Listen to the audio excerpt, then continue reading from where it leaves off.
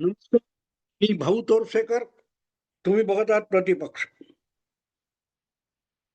मित्रांनो, सध्या जी काय नाटकं चालू आहेत, नाटकं याचा अर्थ महाराष्ट्राच्या वेगवेगळ्या भागामध्ये नगरपालिका, नगर परिषदा यांच्या निवडणुका चालू आहेत आणि त्या निमित्ताने सत्तेत बसलेली महायुती आणि विरोधात बसलेले महाविकास आघाडीतले पक्ष अशा 6 प्रमुख पक्षांमध्ये आणि त्यांच्या नेत्यांमध्ये जबरदस्त हाणामारी वगैरे चालू आहे, आरोप प्रत्यारोप पण चालू आहेत.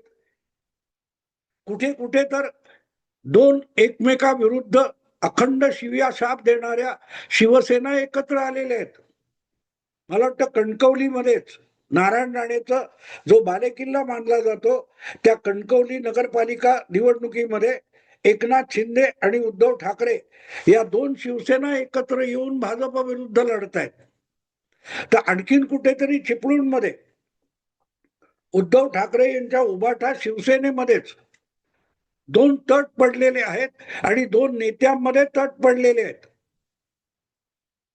त्या संपूर्ण कोकण विभागाचे उभाठाचे नेते विनायक राऊत आणि कोकणातला एकमेव आमदार अशी ज्यांची खाती उभाठामध्ये आहे असे फायर ब्रँड भास्कर जाधव या दोघांमध्ये चिपळूणच्या नगरपालिका निवडणुकीच्या निमित्ताने झुंपलेली आहे. पक्षाच्या अधिकृत उमेदवाराला वारावर सोडून भास्कर जाधव शरद पवार गटाच्या राष्ट्रवादी उमेदवार कोण नगराध्यक्ष महिला उमेदवार आहेत कोण आहेत त्यांच्या प्रचाराला बाहेर पडलेत. आणि ही गोष्ट इथे चालली आहे, तीच गोष्ट कुठेतरी बदलापूरमध्ये चालली आहे, कुठे उत्तर महाराष्ट्रात, कुठे विदर्भामध्ये, कुठे मराठवाड्यामध्ये, कुठे बीड जिल्ह्यामध्ये. कुठचा पक्ष किंवा कुठला गट कोणाबरोबर आहे आणि एकाच पक्षातले दोन नेते कुठे एकमेकाच्या उरावर बसतायत याच्या बातम्यांचा ट्रॅक ठेवणं, त्या लक्षात ठेवणं बातम्या, त्यावर बोलणं आठवणीने हे सुद्धा अवघड होऊन बसले. आणि त्याचं कारण सरळ आहे की ही निवडणूक कुठल्याही राजकीय पक्षाची नसते. ही पहिली वस्तुस्थिती आहे. हे स्थानिक पातळीवरचे जे विविध पक्षांचे नेते असतात आणि जे स्थानिक पातळीवर वेगवेगळ्या नेत्यांचे निष्ठावंत असतात, यांना आपापल्या जागी आपापला खुंटा हलवून घट्ट करायचा असतो. आज भले पक्षामध्ये जो आपला सहकारी आहे त्याच्याशी स्पर्धा करावी लागेल, पण त्याचं ताकद कमी झाली आणि आपली ताकद वाढली तर उद्या आपल्या पक्षामध्ये आपली ताकद वाढेल आणि आपल्या पक्षात आपली ताकद वाढली तर आपला पक्ष भविष्यात ज्या आघाडीमध्ये युतीमध्ये जाईल तिथे सुद्धा आपलं बळ वाढेल. म्हणून या क्षणी पक्ष, पक्षाचं तत्वज्ञान, पक्षाची विचारधारा, नेत्याशी एकनिष्ठा वगैरे वगैरे चुलीत टाकायचं आणि आपलं वैयक्तिक बळ दाखवायचं. मग ते एका वॉर्डापुरतं असेल, 4 वॉर्डापुरतं असेल, की मी 4 नगरसेवक निवडून आणू शकतो, मी 4 जिल्हा परिषद सदस्य निवडून आणू शकतो आणि म्हणून मला तालुक्यामध्ये किंवा जिल्ह्यामध्ये पक्षाच्या अमुक अमुक याच्यामध्ये एवढं महत्वाचं स्थान मिळालं पाहिजे हा दावा उद्या करायचा असेल तर मग आज पक्ष, आपला सहकारी, पक्षातला कार्यकर्ता या कोणाचाही विचार करायचा नसतो, तो आपला स्वतःचा विचार करायचा असतो. आणि एकदा स्वतःचा विचार करायचा आणि आपलं बूड आणि आपला बालेकिल्ला पक्का करायचा असेल तर मग सगळे शत्रू असतात आणि सगळे दोस्त असतात. म्हणजे या क्षणी जी लढाई मी लढतोय त्या लढाईमध्ये जे लोक माझ्या सोबत असतील ते माझे आहेत, माझ्या पक्षाचे नसतील कदाचित, पण ते माझे आहेत. कारण आज माझं स्थान, माझा बालेकिल्ला वाचवायला ते मला मदत करतायत. आणि या भूमिकेतून या निवडणुका लढवल्या जातात. त्या भले पक्षीय चिन्हावर लढवल्या जातील, पण त्यामुळे त्या त्या पक्षाची, त्या त्या परिसरातली, त्या नगरपालिका परिसरातली किंवा त्या तालुक्यातली ताकद निश्चित करता येत नाही. आज तुम्हाला एक गोष्ट आठवण्यासाठी सांगतो, आठवावी म्हणून. जेव्हा उद्धव ठाकरे मुख्यमंत्री होते तेव्हा त्यांच्याच आघाडीमध्ये त्यांनाच पाठिंबा देणारे एक आमदार होते, निलेश लंके. ते मला वाटते नगर जिल्ह्यातल्या पारनेर वगैरे तालुक्याचे आहेत किंवा असं काहीतरी होतं. आणि तिथल्या शिवसेनेच्या 8-10 नगरसेवकांना त्यांनी फोडलं होतं आणि राष्ट्रवादीत आणलं होतं. अजितदादांनी आणि पार्थ पवार यांनी त्या शिवसेनेतून फुटून आलेल्या नगरसेवकांचं अगदी साग्र संगीत राष्ट्रवादी काँग्रेसमध्ये स्वागत केलं होतं. पण आपण एकाच आघाडीमध्ये, महाविकास आघाडीमध्ये आहोत आणि आपण राज्यात एक सरकार चालवतोय. अशा वेळेला मित्र पक्षांनी एकमेकांची फोडाफोडी करू नये, ही गोष्ट लक्षात ठेवली पाहिजे. हा हट्ट मुख्यमंत्री असलेल्या उद्धव ठाकरे यांनी धरला आणि उद्धव ठाकरे कमालीचे नाराज झाले होते. त्यामुळे खुद्द शरद पवारांना त्यात हस्तक्षेप करावा लागला. आणि लक्षात ठेवा, त्यावेळेला राष्ट्रवादी पण अखंड पक्ष होता आणि शिवसेना सुद्धा अखंड पक्ष होता. एकनाथ शिंदे शिवसेनेतच होते, पक्षप्रमुख उद्धव ठाकरेंच्या नेतृत्वाखाली काम करत होते आणि अजितदादा सुद्धा राष्ट्रवादी काँग्रेसमध्ये शरद पवारांच्या छत्रछायेमध्ये राजकारण करत होते. अशा वेळेला मुख्यमंत्र्यांची नाराजी, उद्धव ठाकरेंची नाराजी परवडणारी नाही, म्हणून शरद पवारांनी कान पिळले आणि पार्थ पवार आणि अजितदादा यांनी ते फोडून आणलेले पारनेरचे काय 8-10 नगरसेवक होते त्यांना मातोश्रीवर पिटाळलं होतं. मग त्या अत्यंत कडव्या निष्ठावान शिवसैनिकांना उद्धव ठाकरेंनी मातोश्रीवर परत एकदा शिवबंधन बांधलं आणि शुद्ध करून घेतलं. असं म्हणतात ना हिंदीत की सुबह का भूला शाम को लौटे तो उसको भूला नहीं कहते. ही उद्धव ठाकरेंची शैली आहे. कालपर्यंत तुम्ही मला शिवीगाळ करा, काही करा, पण आज आलात की तुम्ही लगेच कडवे आणि निष्ठावान होऊन जाता. तसे ते निष्ठावान झाले होते.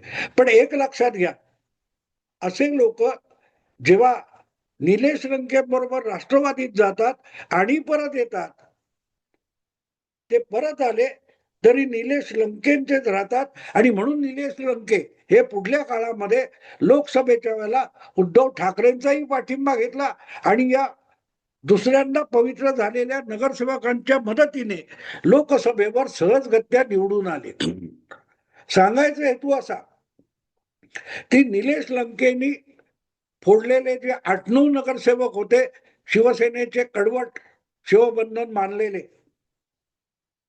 त्याची प्रत्येकाची आपली आपली एक बालेकिल्ल्याची जागा असते आणि ती टिकवण्यासाठी या नगरपालिकेच्या महापालिकेच्या निवडणुका अत्यंत महत्वाच्या असतात.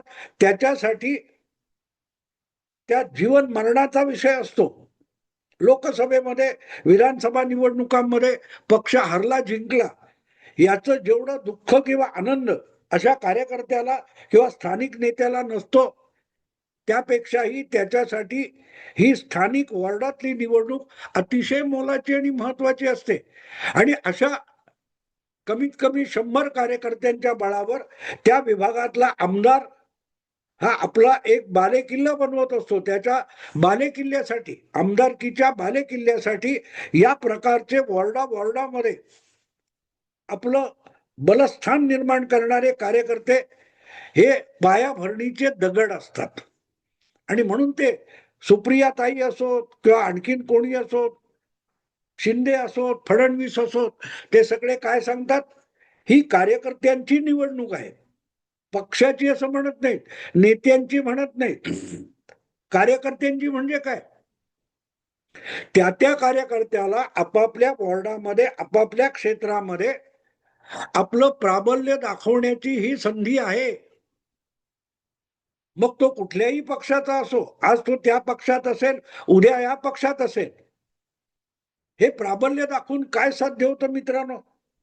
अलीकडल्या काळात काही तुम्ही बघत असाल, या निवडणुकांची तयारी सुरू झाल्यानंतर इनकमिंग आणि आउटगोईंग, हल्लीच्या पत्रकारी भाषेमध्ये शिंदे शिंदे यांच्या शिवसेनेमध्ये इनकमिंग जोरात चालू आहे, भाजपमध्ये इनकमिंग जोरात चालू आहे, उबाठा शिवसेनेमध्ये आउटगोईंग जोरात चालू आहे. म्हणजे काय असं, तर हा जो त्या वॉर्ड पातळीवरचा, स्थानिक पातळीवरचा एक नगरसेवक किंवा जिल्हा परिषद सदस्य म्हणून निवडणूक लढवण्यासाठी उत्सुक असलेला उमेदवार असतो, इच्छुक असतो, तो आपल्या विभागापुरते जे 50-100 आपले भक्कम समर्थक तयार करतो, ते कार्यकर्ते नसतात, ते कुठल्याही विचारधारेचे नसतात, ते आपला भाऊ, आपला दादा, आपला आप्पा यासाठी काम करत असतात. आणि मग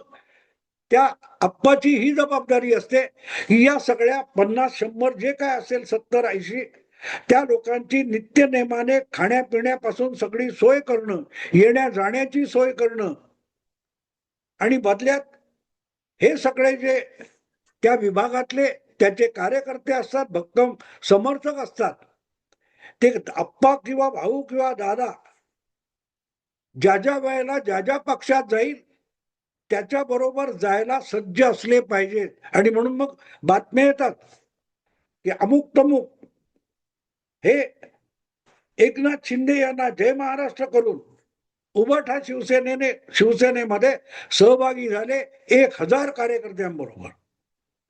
अर्थात हे 1000 किंवा 500 कार्यकर्ते कोणी मोजलेले असतात माहित नाही, पण जेव्हा 1500 किंवा 800 कार्यकर्ते यांच्या बरोबर असं म्हटलं जातं, तेव्हा एक लक्षात घ्यायचं की हा जो बरोबरच्या शेकड्यातल्या कार्यकर्त्यांचा हिशोब असतो, तो त्यांना खाऊ पिऊ घालणाऱ्या माणसाच्या निमित्ताने येत असतो. आणि म्हणून ही निवडणूक जी आहे, ही जी निवडणूक आहे, ती ज्याने अशा कार्यकर्त्यांना गेल्या 5-7-8 वर्षामध्ये, कारण 8 वर्षात स्थानिक संस्थांच्या निवडणुका झालेल्या नाहीत, आणि त्यामुळे जवळजवळ 8 वर्ष 7 वर्ष ज्यांनी येणाऱ्या निवडणुकांवर डोळा ठेवून, खिशाला चाट देऊन, पदरमोड करून अशा आपल्या कडव्या निष्ठावंत कार्यकर्त्यांना पोचलेलं आहे, त्यांच्या सगळ्या गरजा बघितलेल्या आहेत, त्यामध्ये काही लाख रुपये, कदाचित 1-2 कोटी रुपये पण खर्च होतात, ते केलेले आहेत, त्यांच्यासाठी ही निवडणूक आहे. त्यामुळे नेत्याला तिथे आपल्या पक्षाच्या अमुक उमेदवाराने उभं राहू नये असं वाटलं तरी त्या इच्छुक उमेदवाराच्या लेखी नेत्याची किंमत शून्य असते. मी आजच एक बातमी कुठेतरी बघितली की विधानसभा निवडणुकीनंतर महाविकास आघाडीचे 43 पराभूत उमेदवार महायुतीमध्ये दाखल झालेत. कोणी भाजपात आलेत परत, कोणी शिंदे शिवसेनेत आलेत, कोणी अजितदादा पवारांच्या पक्षात आलेत, ज्यांनी आधी उबाठा शिवसेनेकडून किंवा बंडखोरी करून अपक्ष म्हणून किंवा शरद पवार गटाकडून किंवा काँग्रेसकडून विधानसभेची निवडणूक लढवली होती. पण त्या निवडणुकीला 1 वर्ष होता होता असे 43 महाभाग हे परत एकदा आपल्या मूळ पक्षात परतलेले. याचा अर्थ कळतो मित्रांनो? याचा अर्थ सोपा असतो की त्यांनी आधीच्या 5 वर्षामध्ये विधानसभा निवडणुकीसाठी की लाखो लाखो किंवा 2-4 कोटी रुपयाची गुंतवणूक केलेली असते. त्याच्यावर पक्षाने तिकीट नाकारलं म्हणून पाणी सोडता येत नाही. ते पाणी सोडलं तर मग त्यांनी 4-4, 5-5, 7-7 वर्ष पोचलेले जे कार्यकर्ते असतात त्यांच्याही मन डळमळीत व्हायला लागतात. आपण ज्याला आमदार करायला निघालो होतो तो दुसऱ्या कोणाला तरी आमदार करताना राबताना बघितला, मग तो कार्यकर्ता म्हणतो मग मी डुप्लिकेट कशाला, ओरिजिनल आमदाराकडेच जातो ना. आणि म्हणून हे आपले निष्ठावान असतात, त्या त्या वॉर्डातले आपले निष्ठावान असतात, त्यांना टिकवून ठेवणं ही त्या त्या इच्छुकाची अतिशय महत्वाची जबाबदारी असते. आणि म्हणून पक्षाने तिकीट दिलं नाही तर त्याला बंड पुकारून उभं राहावं लागतं. आणि मग असे जे कोणी पक्षाच्या नेत्यांचं ऐकतील ते निष्ठावंत असतात, नसतील ते बंडखोर होतात. आणि असं सगळं झालेलं आहे. आता नगरपालिका आणि नगर परिषद लेवलवरच्या निवडणुका या झालेल्या आहेत, फायनल झालेल्या आहेत, अर्ज भरून झालेले आहेत, आरोप प्रत्यारोप त्या निमित्ताने चालू आहेत. पण एक गोष्ट महत्वाची अशी आहे की आता 2 तारीख म्हणजे कुठला वार येतो बघा, कदाचित रविवार मंगळवार, मंगळवार आहे, मला वाटतं मंगळवार आहे. मंगळवारी या 288 नगरपालिका आणि नगर परिषदांचं मतदान होऊन जाणार आहे. आणि लगेच दुसऱ्या दिवशी बुधवारी 3 डिसेंबरला या मतदान झालेल्याची मतमोजणी होणार आहे. आणि त्या दिवशी मग या सगळ्या इच्छुकांच्या अशा आकांक्षेवर किती यश आलं, किती पाणी फिरलं हे जाहीर होईल. पण मुद्दा त्यापेक्षाही मोठा आहे की या निवडणुका 288 नगरपालिका नगर परिषदांपुरत्या मर्यादित आहेत. एकूण महाराष्ट्राचा भूगोल बघितला आपण, लोकसंख्या बघितली, तर मला वाटत नाही 10% आसपास फार तर हे मतदान असेल, फार फार तर.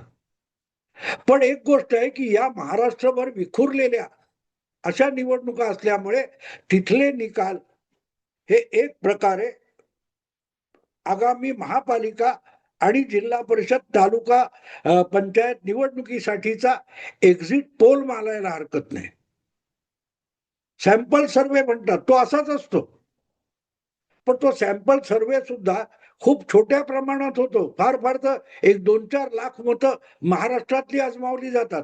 इथे माझ्या मते कमीत कमी 25-40 लाख मतं आजमावली जाणार आहेत आणि थेट मतदाराने व्यक्त केलेलं मत असेल.